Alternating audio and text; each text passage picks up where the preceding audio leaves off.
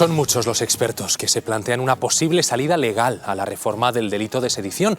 Una moción de censura, ya lo han escuchado, podría estar sobre la mesa, pero tendrían que llevarla a cabo los populares. Vox ha anunciado que la apoyaría. Josué Cárdenas.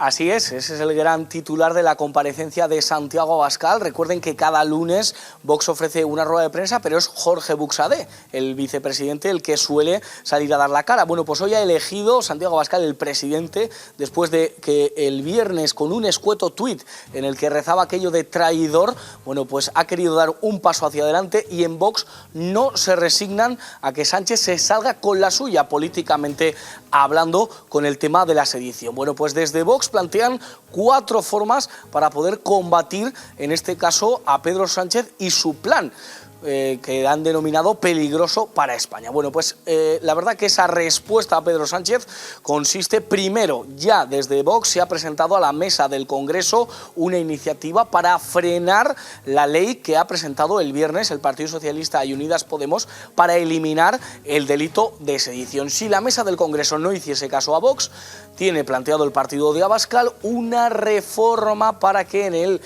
Tribunal Constitucional se pudiese presentar ese recurso de inconstitucionalidad y la sedición volviese a término y no tuvieran que eliminarla para agradar a los socios de Pedro Sánchez. Después quieren que, si llegan al gobierno de España, poder plantear un referéndum a todos los españoles y no solo devolver la sedición a su sitio dentro de la ley, sino que también plantear ese referéndum para que los partidos independentistas, los españoles, decidiésemos si forman parte del juego político o se quedan fuera de él mismo. A corto plazo, lo que sí que presenta Vox es esas manifestaciones de las que hablábamos antes y la moción de censura. Recuerden que el pasado curso político Vox presentó una moción que no tuvo éxito. ¿Por qué? Porque solo la apoyó el partido de Santiago Abascal y ninguna otra formación se sumó a la moción. Bueno, pues en esta ocasión Vox no quiere dar el paso, pero que sí dan la mano, sí que se ofrecen para que cualquier partido que esté en la oposición, en este caso el Partido Popular, recuerden, hay que tener 35 diputados para presentar una moción de censura, pues que el Partido Popular pueda presentarle. Vamos a escuchar a Abascal tendiendo la mano, en este caso, a su socio, al Partido Popular. Tendemos la mano a quienes estén dispuestos a una moción de censura que expulse a Sánchez y que sirva para la convocatoria de elecciones inmediatas. Bueno, nosotros le hemos preguntado, recuerden que la moción de censura no solo quita a un presidente, sino que propone a un nuevo presidente y a un nuevo gobierno. Bueno, pues si Núñez Feijóo sería el candidato ideal, ¿y qué propondría en ese nuevo plan de gobierno para presentar la moción de censura? Bueno, pues Santiago Abascal, la verdad que quiere un candidato de consenso entre las dos formaciones, y entre Ciudadanos también, que se pudiera sumar. Recuerden que fue el primer partido en pedir la moción de censura, y también lo que ha dicho Santiago Abascal es que Feijóo, a pesar de no ser su favorito, sí podría ser un buen candidato y no lo vetan. Sobre si van a darle un cheque en blanco a aquel que se presente en la moción de censura, dicen que no, pero que lo que quieren es que el que gane esa moción de censura disuelva las Cortes, convoque elecciones y seamos los españoles los que decidamos el futuro de España y que se desaloje a Pedro Sánchez. Tenemos la mano tendida y estamos dispuestos a hablar. Cheques en blanco, ninguno.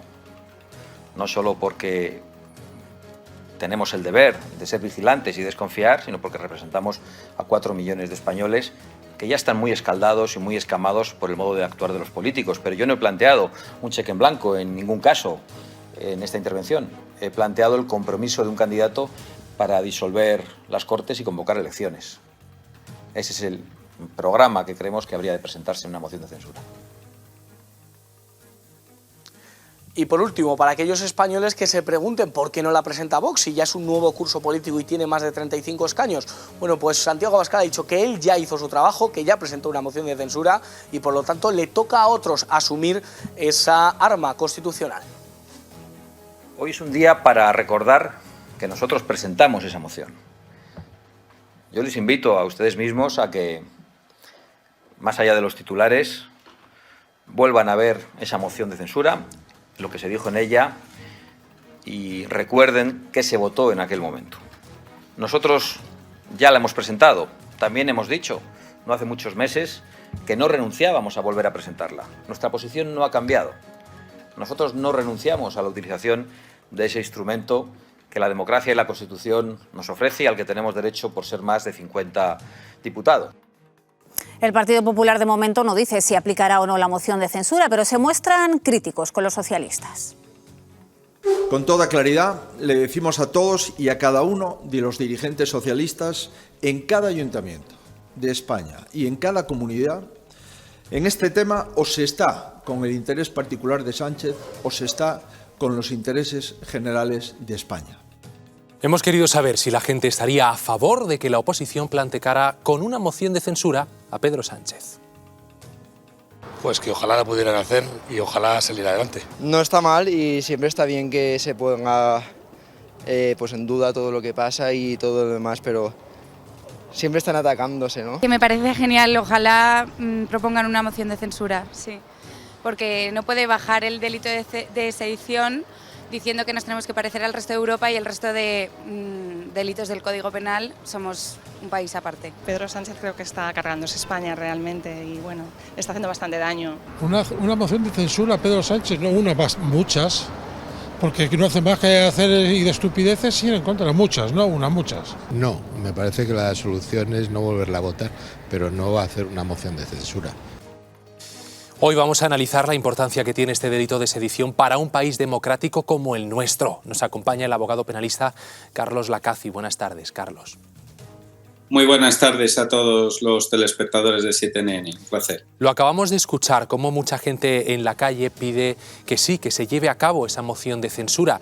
¿Es posible? ¿Cabe esta posibilidad a nivel legal? Sí, evidentemente la moción de censura es perfectamente legal y cabe accionar con esta figura. Ahora bien, la aritmética parlamentaria pues tiene unas mayorías que son las que en definitiva pues darían el resultado de que bueno, tuviera éxito o no lo tuviera. Más allá, no obstante, de las posibles mayorías para obtener el éxito en la moción de censura, también es cierto que es una acción más en lo político que en lo judicial, que en lo jurídico. Ya decíamos en otra ocasión que el arma para poder combatir a la sedición, a la posible rebaja de sedición y ahora de la malversación que pretende realizar el gobierno, con la moción de censura, bueno, se eliminaría en este caso al presidente actual del gobierno y se podría cambiar, pero no atacaría como tal si ya hubiera entrado en vigor esa propuesta, ¿no? Esa proposición de ley que el gobierno ha anunciado. Buenas tardes. Escuchábamos también hace unos minutos a los ciudadanos hablar de que estábamos fuera de cualquier código penal con respecto a nuestros vecinos europeos. ¿Cuál es la situación de los países de nuestro entorno? Porque Pedro Sánchez se ha escudado en que quiere homologar nuestro código penal al del resto de Europa. Buenas tardes, María. Efectivamente, esto es una cuestión que tratan de justificar para, bueno, pues suavizar las penas de la figura del delito de sedición. Pero hay que recordar que el delito de sedición en otros países de nuestro entorno, como pueda ser Portugal y otros países, claro que está tipificado, aunque con nombres diferentes y con realidades sociales también diferentes. El otro día, en este mismo espacio informativo, dijimos y explicamos que la figura jurídica de la sedición en España, está bajo un contexto por haber precisamente, por existir una amenaza frente a la estabilidad del Estado, del propio país, por parte de una minoría que pretende, lógicamente, mediante actos violentos, unas veces, en otros casos actos subversivos, separarse del territorio español. Por encima de la voluntad de todos los españoles y sin las herramientas constitucionales que las tendrían. Y esto es una realidad que se da aquí y ahora en España. Por tanto, el delito de sedición, que está tipificado en el Código Penal español, tiene toda la lógica de seguir estando tipificado, más allá que en otros países de nuestro entorno, en el derecho comparado, también existan figuras análogas a esta que nosotros tenemos. Don Carlos, ya comentaba usted hace un momento algo al respecto. Hoy Per Aragonés ha asegurado que su próximo objetivo es que el Gobierno elimine el delito de malversación. ¿Cree que esto es posible y en qué consiste exactamente este delito y qué consecuencias podría tener para nuestro país y para nuestra justicia?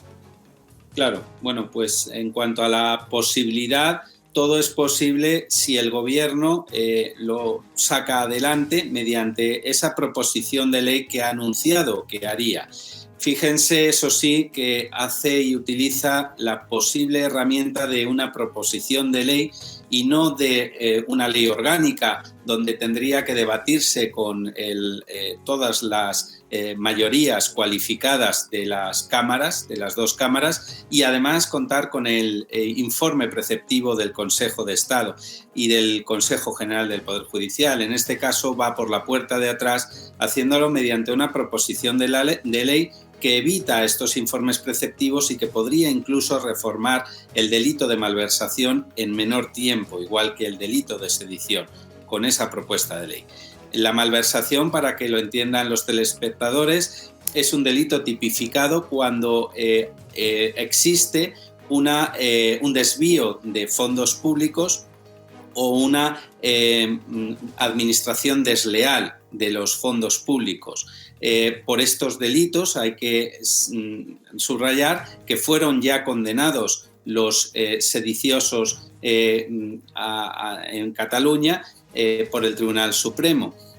No solo, fíjense, estos sediciosos ya condenados, sino también en la Junta de Andalucía, pues recientemente ha tenido una sentencia condenatoria, pues los antiguos consejeros Griñán y Chávez. En este caso, si el Gobierno finalmente sacara adelante esa propuesta para suavizar las penas de malversación, en el caso de los sediciosos, pues les permitiría estar nuevamente al frente de sus puestos y cargos políticos, porque la inhabilitación, que era una pena accesoria que tenía una inhabilitación absoluta para ejercer cargos públicos, también quedaría suavizada si finalmente se elimina el delito de sedición por desórdenes públicos agravados y el delito de malversación lo bajan. Por tanto, podrían incluso estar de nuevo, como decimos, al frente de su...